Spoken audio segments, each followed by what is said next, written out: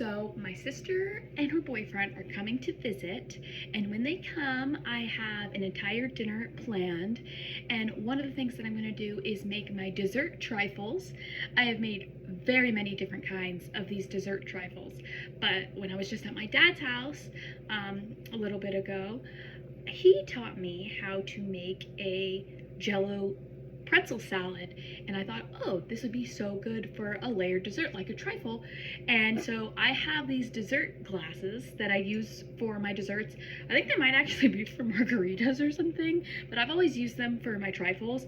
So I just layer different types of desserts in here, and I do different kinds of combinations. So this time I'm going to make a strawberry version with my dad's Jello salad in mind. So we're gonna have a layer of pretzels here at the bottom, and then we're gonna have a layer of cream in the middle, and then we're gonna have some strawberry Jello at the top. This is going to be a diabetic friendly dessert because everything's gonna be low carb, everything's going to be sugar free. And I will calculate at the end kind of how much carbs we have in everything. But I think the main thing that's gonna have the most sugars and carbs is going to be the pretzels. So what I did is I mashed up the pretzels and I mixed them up with a butter mixture and some monk fruit, which is what I've been using to substitute the sugar. And I got that all blended up and cooking in the oven. We're browning the pretzels, just kind of like toasting them because they're all wrapped up in this like sugary butter sauce. And that's gonna be at the bottom once it gets a little bit crunchier. That'll be the bottom layer, and I'm gonna start working on the filling on the inside, which is cream cheese. Garrett is lactose intolerant, so I'm going to be making all of this sugar-free as best as I can, and for sure dairy-free as well. So I ended up just using this lactose-free cream cheese instead of regular cream cheese. I'm going to mix that with this coconut Cool Whip. We're going to blend that together with a little bit of the sugar substitute. And once that's all blended together, we're going to layer that on top of our pretzels, and I will top it with some Jello and some fresh strawberries. And I will touch base later. I'm gonna get to working on this, and we'll see how these desserts turn out. I've never made trifles like this before. I normally use angel food cake and chocolate pudding, and I do different layers that way. I've made like a strawberry cheesecake one, but I've never done this exact Jello pretzel one, so it will be interesting. Pretzels are out, and they are nice and toasty and browned here at the top. I'm just gonna shuffle them around a little bit and put them in for just a tad bit longer, and then we'll be ready to go to stage 2. A tip I've always used while baking with Cool Whip is I try not to blend it. A lot of recipes say to blend it, but I kind of just fold it in. My dad actually taught me that. I didn't know that until he taught me how to make that Jello salad recipe, or Jello pretzel salads recipe that he had. I'm just kind of making my own tweak to it and turning it into a little trifle dessert here. But I'm going to take that advice and kind of fold this Cool Whip in instead of blending it with like a blender. I don't really know what it means to fold it, so I'm just going to like go over like this instead of just like hardcore mixing it.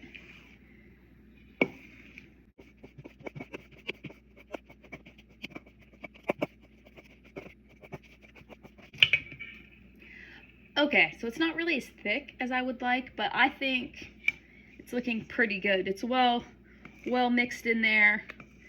And so I'm gonna load these pretzels up, and then we're gonna put this on top, and we'll touch base at the next stage. Basically, I'm just gonna grab a scoop of these pretzels, these crispy pretzels in the sugar butter mixture. I'm gonna put some of those there at the bottom. And then I'm gonna put a scoop of this very carefully because I don't want it to make a mess. Okay, and then I am going to cook the Jello and put the Jello there on the top, and it will be a strawberry Jello mixed with strawberry that I chopped up. So I don't know what stage we're at. Next stage to be continued once I make the Jello and cut up the strawberries. Everything in this is sugar-free except for the strawberries, and the only other thing I think that's really gonna have carbs is probably the pretzels. So hopefully this will be not super high in sugar to spike my blood sugar.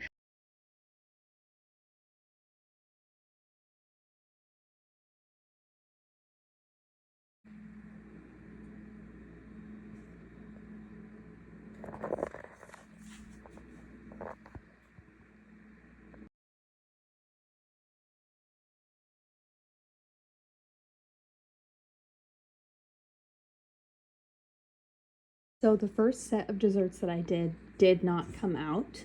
They looked very sad and the layering all blended together. So this time I went ahead and chilled the white cream in the middle.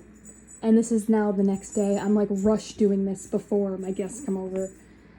Hopefully they set by the time that they get here late at night. Or later tonight, I mean. So I put the strawberries in the cream this time, and I'm gonna pour the Jello on top of this. That is already cooled. I have cooled the Jello. The first time I forgot to cool it, and I think that's where my problem lied. Okay, so moment of truth. I'm gonna get the cooled down Jello, and we will see if it layers correctly on top of my desserts. I did make sure there was a good seal with the cream, so hopefully that helps round two. This has been in the fridge for about an hour. I did this first before I prepped everything else. I think this one's working. I think it might work. This one back here is going to be tricky because I can't really get to it. Gotta go slow, gotta not mess up.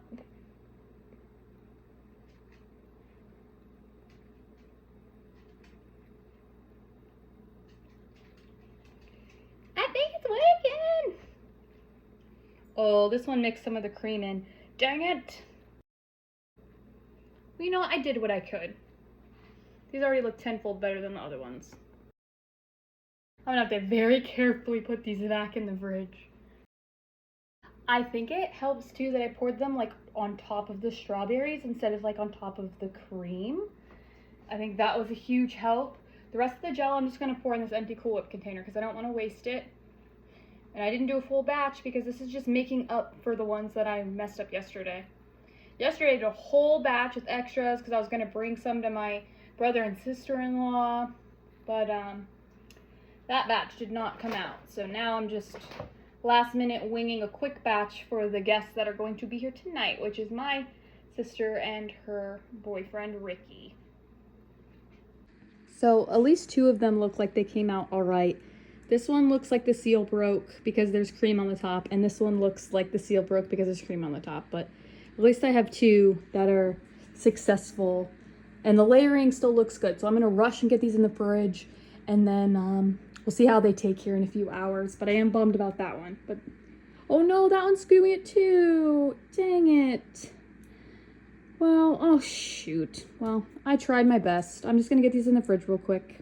Okay, our guests are about to arrive. I got my homemade guacamole done. Got some snacks out. We got the poppers ready to go. These are gonna pop in the oven as soon as the dairy-free ones are done. Looking pretty good. We got the ambiance scene on the TV. And Riley and Rick are gonna be here in a minute. Oh, and the chicken. Cooked the shredded chicken in the crock pot all day, so this is gonna be ready to go. That smells very good. This is gonna be for the chicken tacos. Breakfast is served. We're just waiting for those guys to get up and then we will be ready to go. I got everything ready. We're gonna do sausage patties and bacon. I got like the sweet side and then I also got the savory side. I made eggs. And Garrett is going to make waffle bowls. So you can fill your waffle bowls up with savory stuff, or you can fill your waffle balls up with fruit or like sweet stuff. And I also got some whipped cream. This is what life in the wood is like. Woods is like always getting ticks. You have a tick on you, buddy. Let mom get it. Ooh, look at its legs. Ooh, they give me the heebie-jeebies. I hate them. Ooh, I'm just gonna throw it in the toilet. I just took my insulin so that way I could have these chili cheese fries. We're gonna see how 2 units of insulin does on these chili cheese fries. I have a feeling I might go high. Maybe I need to take more. But I didn't want to risk it because I'm the only one who could drive right now. Because Garrett's back is so wrecked. So I can't be getting low. So I don't want to overdo it. But this is delicious. And was so worth it. 2 hours later. This week has just been such a crazy week for me. I was not able to record very much content at all.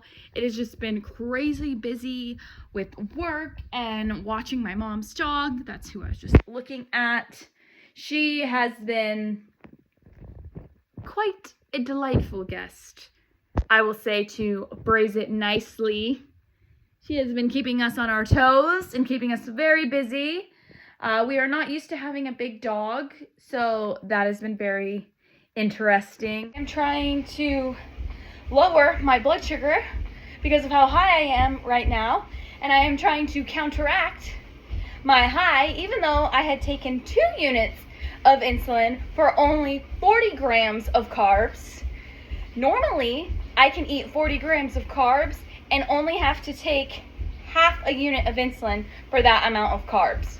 So chances are I would end up eating more carbs so that way I could take 1 unit, a full unit, because I only use the pens.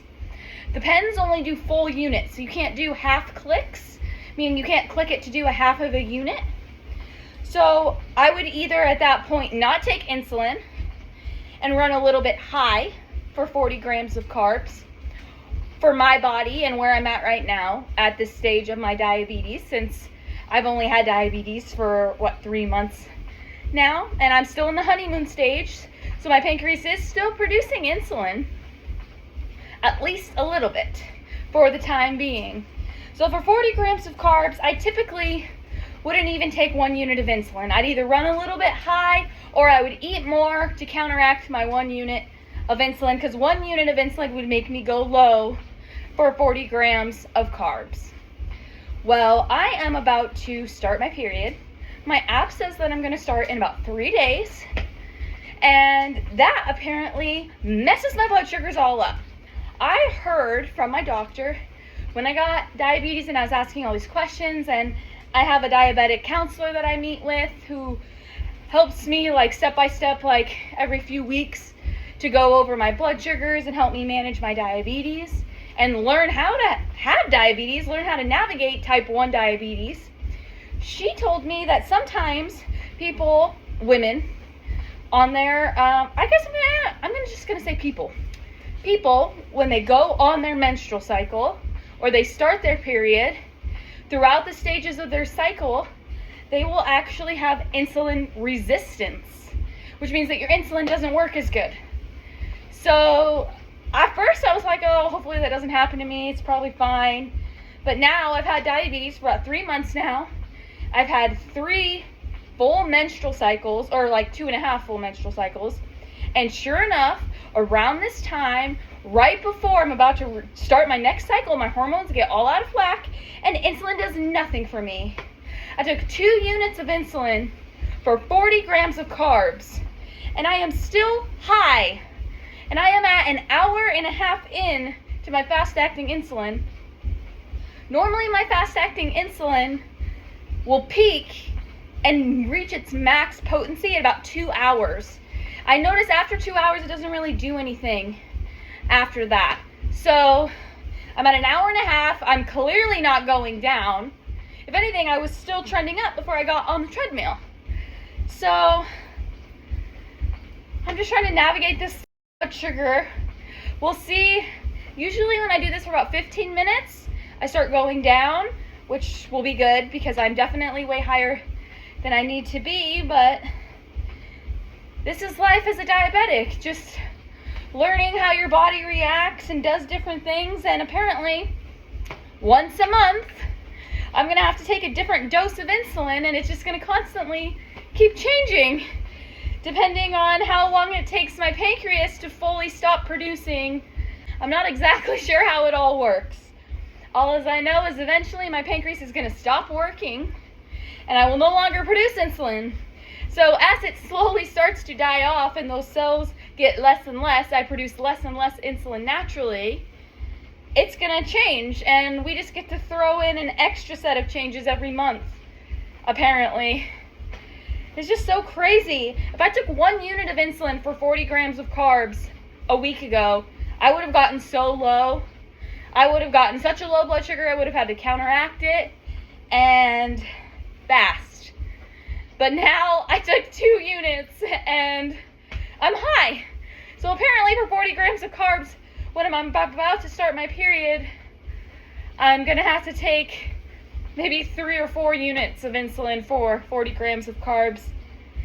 Stay tuned to see throughout my cycle how it adjusts, because I'm curious to know if, like, the first day of my period, if it just goes back to normal, or 2, if it slowly gets better throughout the course of the week, or if, like, the last day of my period, which, as any other woman would know, like, it's not exactly a science. It's not exactly 4 days or 5 days or 6 days. It's random each time. Like, it's typical for some women, but it's not always an exact science of, like, you have exactly 4 days. But I'm curious to know if, like, okay, on the last day, am I going to go back to normal? If I take those 3 units for 40 grams of carbs on the last day, am I just going to go drastically low to where I'm going to, like, dangerously need to be chugging, like, Sprite or ginger ale or eating glucose tablets? It's just insane. Life as a newly diagnosed type 1 diabetic. Okay, so I've been on the treadmill for almost 15 minutes now. I'm not running, I'm just doing a quick, fast walk. So I've been here for almost 15 minutes, and you can see now my graph, I'm starting to go down. I'm slowly but surely on the decline, so I'm gonna give it another 10 minutes. We'll see how low I get and how much lower I can go just by being on the treadmill for about 20 minutes. Well, I'm at 15, I'll give it another 10 minutes, so maybe like 25 minutes. And we'll just at this fast walk, we'll see how much better I can get. I did take my fast-acting insulin an hour and a half ago, so I still have 20 to 30 minutes before it hits its full potency.